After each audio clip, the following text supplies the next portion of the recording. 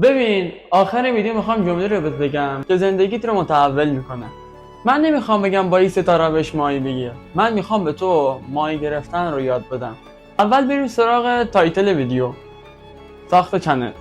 میدونی چرا اسم این چنل کیور هست؟ کیور شخص دوست داشتنی منه. اون بدن خوبی داره، اون قشنگ حرف میزنه، روی کار خودش مسلطه، بدن خوبی داره. هر آموزشی رو که به خودش میده در اختیار دیگران میذاره.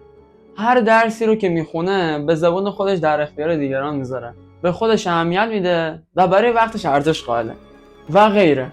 ببین الکی رو به ویدیو من کلیک نکردی، شاید خواست خدا باشه. خودم تا موقعی به کیبر خودم تبدیل نشم این چنل رو نمیبندم و تو باید به کیبر خودت تبدیل بشی، کیبری که دوستش داری. نگاه، حتما همه یک تصویرزنی از آینده خودمون داریم.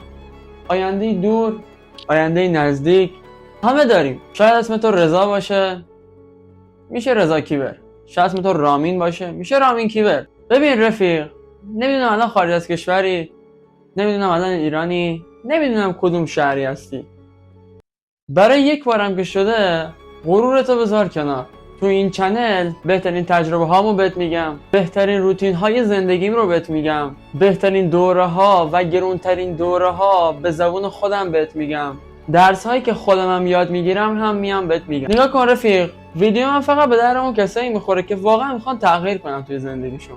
خودم الان دارم این روند رو 3 ماه دارم ادامه میدم و به خودم خیلی افتخار میکنم که داخل این سن اعتماد به نفس اینو داشتم که از خودم ویدیو بگیرم. به خودم گفتم رایان، بهترین کاری که میتونی برای خودت انجام بدی اینه که درسایی که یاد میگیری در اختیار دیگران هم بذاری. و جمله رو که آخر میخوام بهت بگم اینه: حقیقت اینه که قرار نیست سری به هر چیزی که میخوای برسی. قرار نیست همیشه اون راهی رو بری که همه رفتن. رفیق، اگر کاری رو بکنی که همه میکنن، زندگی خواهی داشت که همه دارن. تو واقعا میخوای زندگی داشته باشی که همه دارن؟ کارهایی رو بکنی که همه میکنن؟ به خودت حالا فکر کردی؟ اگر فکر میکنی بزرگتر و توانمندتر از این حرفایی، پس باید خودت رو ثابت کنی و به این دنیا باید ثابت کنی که کی هستی و چی تو خودت داری. ببین، جز اون 1% ها باش. 80% اطرافیان ناراحت بشن، بگن این چیه داره فیلم ها رو پر میکنن. ولی برای یک بارم که شده غرورتو بذار کنار برای همیشه.